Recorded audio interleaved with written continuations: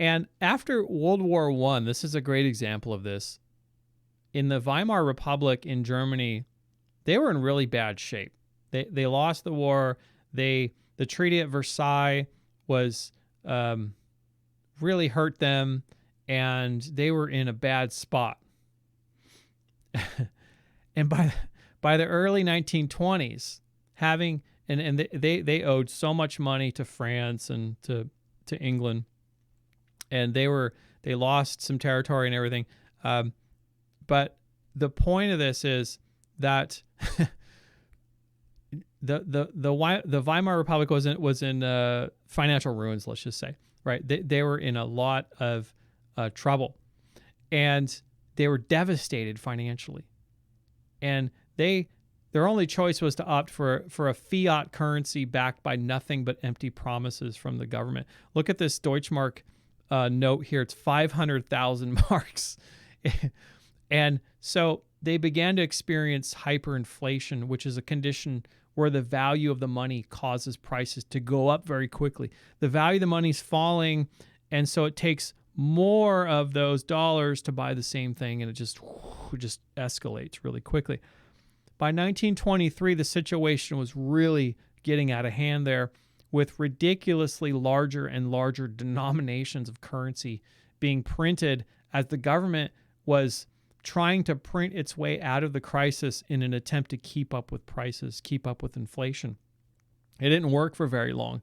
They had there's several museums where you can see these Deutschmarks, and I think they had one that was like a 5 million 5 million marks just on one note, and it's just ridiculous.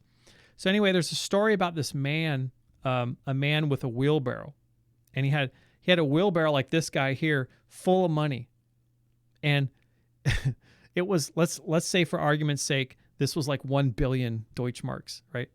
And that's exactly how much. And the prices were rising like every week or even every day. But he was hungry. He wanted to get some food for his family, and he went to the bakery with this wheelbarrow with like 1 billion Deutschmarks to buy some bread for his family to eat. Not all stores at that time were even accepting the Deutschmark because it was just a preposterous situation to accept.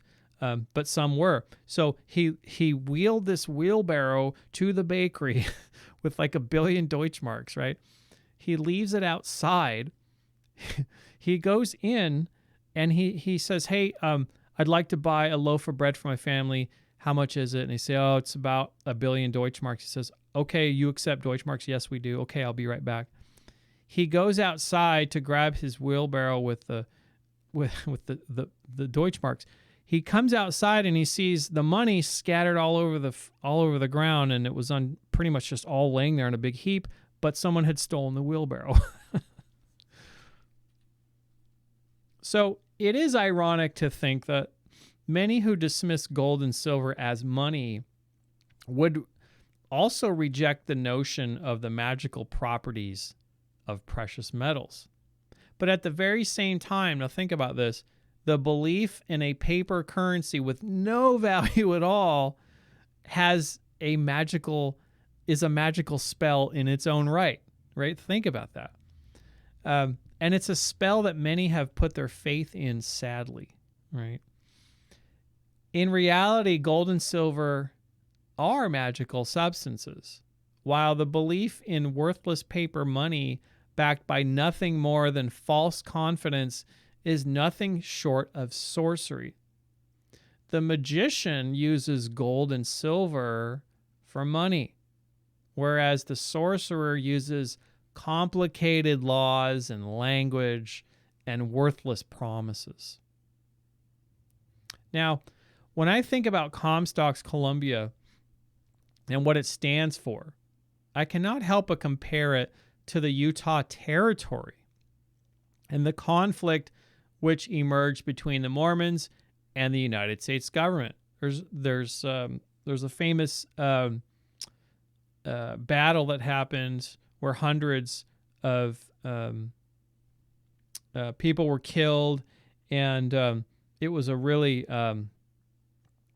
tough time because Utah tried, I guess, to It was tough for them because they tried to secede. They wanted to start completely their own thing, and the government's like, no, we're not going to do that. The Mormons are originally intended to create their own nation state, completely apart from the United States. So I got to think this idea of Columbia and Bioshock Infinite and this nation state of Utah, whatever it would have looked like, is kind of similar. Now, when the people of Utah realized this wasn't possible to secede, they came to a certain level of compromise with the federal government, and actually a good chunk of them actually moved south to Mexico to continue their practices unhindered, which there are Mormons in Mexico to this day that are they just wanted to leave because they wanted to keep doing what they were doing the way they wanted to do it. Now today, the legacy of self-determination that exists in Utah, as well as other independently minded states like Texas comes to mind, and other states in the West, it very much is alive and well in the Western United States especially. Now in 2011, so that was just about 10 years ago, Utah became the first state to pass a law making gold and silver legal tender. I actually have some of these gold backs. This is a gold note that it's not issued by the state of Utah. It's issued privately, but it's recognized by the state of Utah as legal tender. This means that if the fiat dollar were to collapse, Utah, among many other states now in the West, which have followed suit since 2011, since Utah did this initially, they're positioning to have a stable monetary base from which to recover from a collapse of the dollar.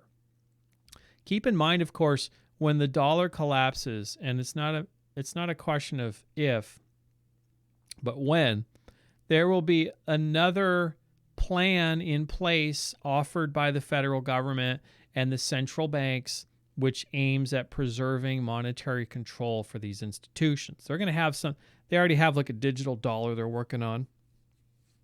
So they're going to wait until things go totally sideways with the current financial monetary system, and then they're going to introduce their digital dollar, for example.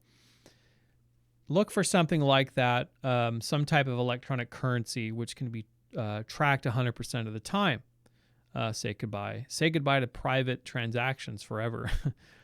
Now, sound money is the only way to protect against these sort of corruptions.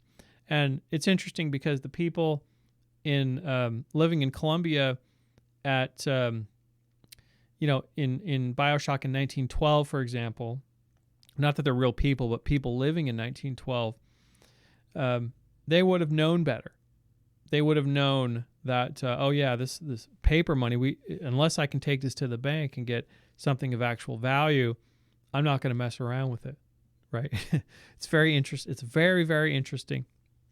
And one thing, for all of the negative things that are going on in Colombia, in Bioshock Infinite, all of the racism and the oppression, and all of it, at least one saving grace is that the people of Colombia have a stable monetary base that's not going to take away, rob them of their savings or take away their buying power, right?